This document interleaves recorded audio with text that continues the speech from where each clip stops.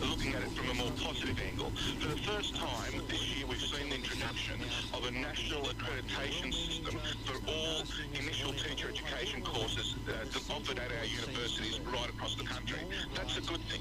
And what we certainly say is that would support any measures put in place that would further improve initial teacher education, that will contribute to better preparing teachers to enter the classrooms. That's a good thing. We should always strive to improve on the training that we offer, the education that we offer, and indeed the professional development of teachers, so we can continue to achieve the very best for our students. Okay, so what do you think of this Misty Adenio, I don't know how to say her name, but who was apparently from the University of Canberra, who told the committee that teachers could often point out what's right and wrong with a child's sentence without actually understanding the grammatical framework behind the what's right or wrong. She said, "We just do not have teachers who are aware of how English works in that way. It is quite a deep knowledge that you need to have." Well, I hope that she contributes to the reviewed process of initial teacher education courses in order for us to continue to improve those initial teacher education courses. I certainly support and acknowledge the absolute importance of strong and foundation skills in literacy and numeracy in our schools from the youngest of ages, and we will continue to support measures that will improve initial teacher education. That said, it's always important, though, nonetheless, that we acknowledge that our education system by global standards is doing well. It's just that there are a lot of other countries that are starting to overtake us, and that's why we need to address the fundamental cause of that widening of achievement gaps, and that is why we need funding reform. Yeah. So it should be fairly universally accepted, surely, that quality of teaching is a fundamental issue, isn't it? Without a doubt. If I didn't believe that, Leon, I wouldn't be talking to you this morning. Of course I believe, as the representative of teachers across Australia, that teachers are central to the educational well-being of our students. Of course they are. And indeed, there's plenty of evidence that shows that. Common sense tells you that's the case. But there are also other factors at play which are beyond the control of teachers. There's factors that occur outside the school gate. And we've got to acknowledge that all kids don't come to schools to participate on a level playing field. Some kids from disadvantaged backgrounds, from the students whose English proficiency is low, students in rural, remote and isolated settings, they have a lot more barriers to overcome in order to achieve their very best. And that's the essence of the schools funding reform, the Gonski funding principles. Target the funding so every child can achieve their very best. So does Gonski give us better teachers, or is it strictly about the funding? What we'll do, there's a whole raft of reform packages before us, one of which is the schools reform, funding reform, but also those other strategies that go to improving initial teacher education, the other strategies that go to the question of better induction and mentoring programs for teachers, and the other strategies that will deliver better professional development for teachers throughout their career. There's a whole raft of packages of reforms there, and we certainly support those. Yeah. You mentioned there are things outside of the control of teachers, and obviously there clearly are. One of those is the funding, obviously. Another one is the structure of the system, how the system works. That's often outside the control of teachers, isn't it? That certainly is. But as teachers, what we do our very best to control and influence those in-school factors. The in-school factors are directly factors that we can control, although I'll make the point, we need the resources in order to put in place those programs for every child to achieve his or her very best. It's not about some children, it's about every child achieving his or her very best. That's why we support the funding reform, and that's why we're calling on Tony Abbott to abandon his plans to dismantle funding reform, which would deny kids billions of dollars for their education. Barry O'Farrell saw the merit of the evidence, and before him, let's have all other state and territory premiers do the same, and let's not put this funding at risk for our kids any longer. I always thought you were going to say Barry O'Farrell saw the light for a moment there. He did see the light with respect to funding reform. He put the interests of the kids of New South Wales, and let's also acknowledge he did so under incredible pressure from Tony Abbott not to sign. Barry O'Farrell acknowledged that yesterday in an interview. He said that he was put under enormous pressure by Tony Abbott not to sign up for funding reform in the interest of kids in New South Wales. That should be acknowledged and applauded. We want every other state premier to do the same. Sit down, negotiate with the Commonwealth, with Julia Gillard in good faith, in the interest of our kids as a whole. Thanks very much for your time today. Thanks, Ron. Thanks very much, Angelo Gabrielatis, the Federal President of the Australian Education Union.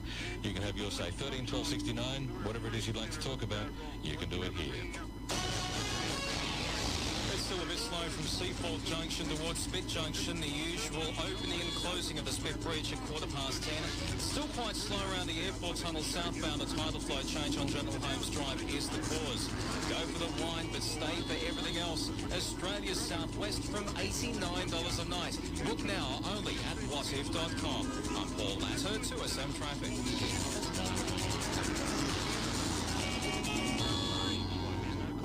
When living in an apartment, what should I do when I have an urgent after-hours maintenance problem? I know of one strata company, BCS Strata Management, that offers 24-hour maintenance service to their clients. So if you're looking for a strata company to take the hassle out of your problems, look no further than BCS Strata Management.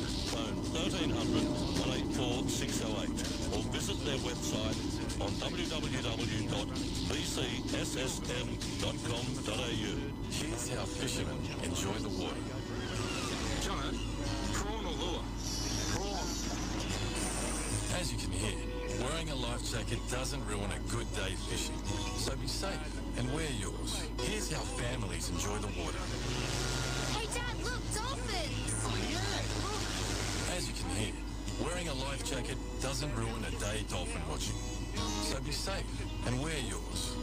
Authorised by the New South Wales Government, Sydney.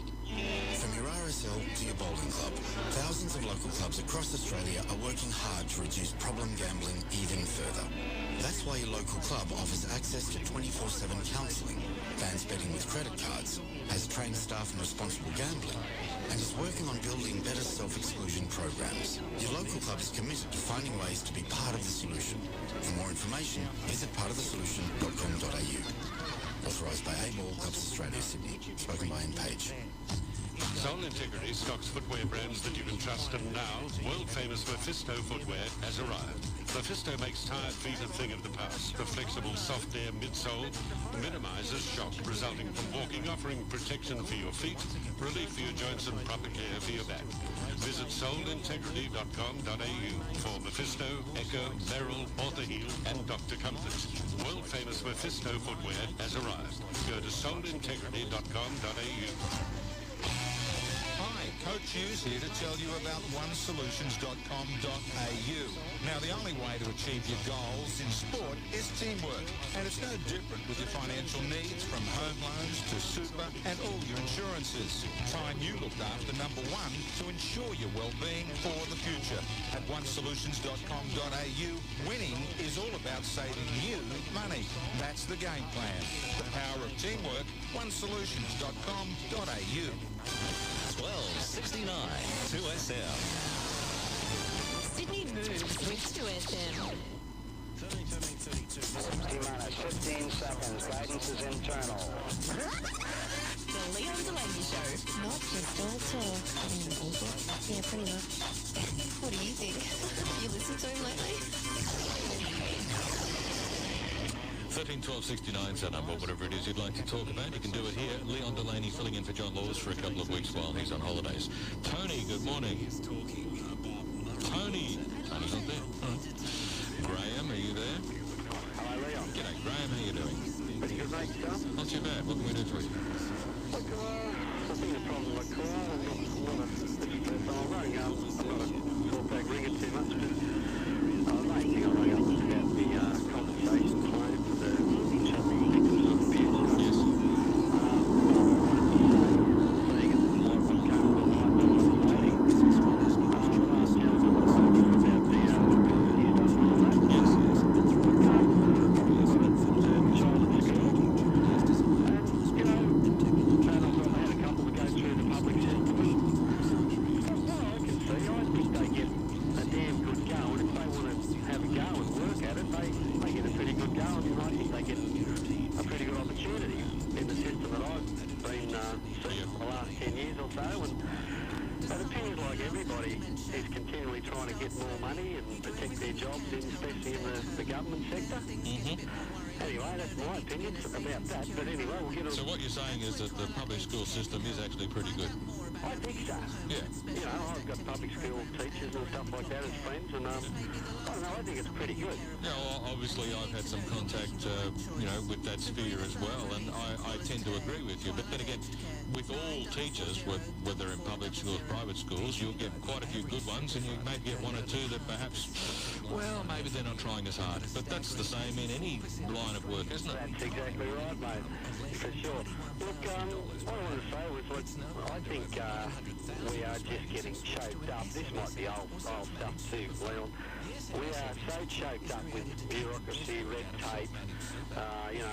You look at health and safety, you know, and I'm going over old ground here, aren't I? To some degree, yeah. Look, when you talk health and safety, you've got to be very careful because it's important to have sensible health and safety laws to prevent abuses.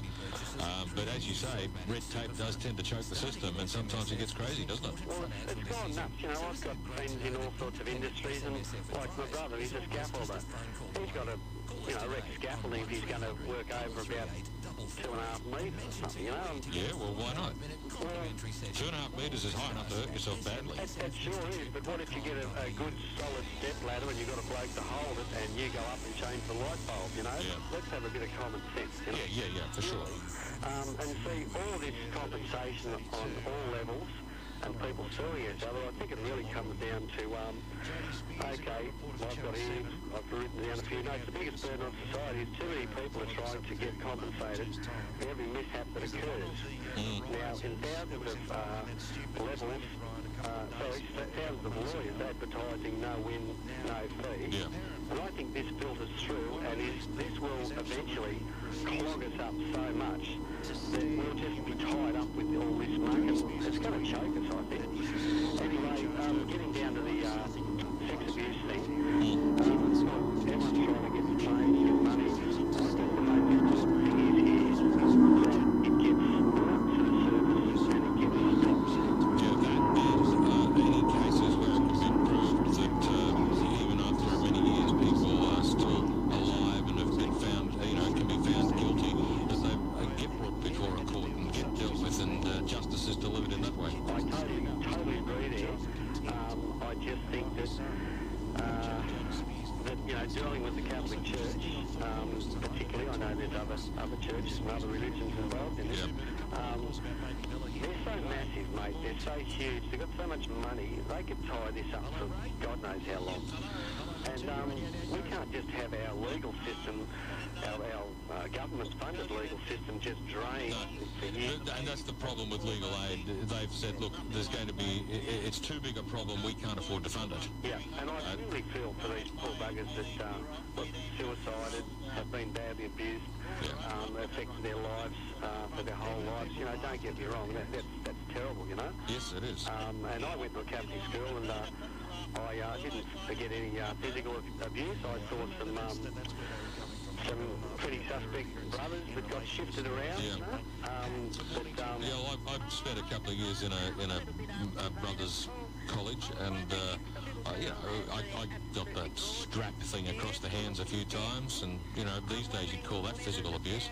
I saw some kids hoisted out of their seats by their ear being grabbed to be dragged up to the front of the classroom, and if you didn't go with it, you ran the risk of losing your ear. But it wasn't just the brothers. In those days, it was pretty normal to physically discipline kids, and the belief was that if you didn't, they would grow up to be unruly.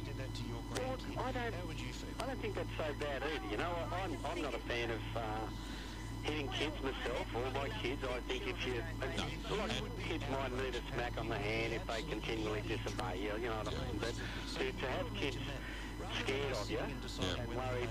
Oh, exactly. That causes great harm. It's pretty bad. And although what I said, a moment ago about what the common belief was then, what we know now, all of the scientific evidence indicates that it actually does a lot more harm than people previously realised. Well, it probably does, and you wouldn't even know. Like, as far as I'm concerned, from the age, I feel that the Catholic Church brainwashed me and all my friends from the age of about 5, because from when I was 5, 6 and 7, I was just brainwashed that if I sinned, I was going to burn forever. Yeah, well, that's what they tell you. Now, when you're a little kid and that's pumped into you for long enough, mate, I honestly don't know if I've ever shaken it because I'm an atheist. But you still think twice about doing something wrong. I don't think twice about doing anything wrong because I used to think twice about doing things wrong when I was a kid because I thought I was going to get punished by the invisible man up in the sky. Now, myself, and I teach this to my kids, you don't do things wrong because you know deep down inside it takes away a bit of your own heart and soul and it hurts you. If you lie or you steal, it's not the punishment that you should be worried about, it's the... Destroying your own integrity, yes. Mate, that's it. But, look, I don't want to sort of bore everyone to death, so I just thought, let's say thanks for letting me have my say, mate. Yeah, no, it's been good. Thanks for the call. Have a good day. Okay, bye now. 13 12 69's that number, whatever it is you'd like to talk about. Well, it's the season for hearty comfort food, and Danny's Seafood Restaurant is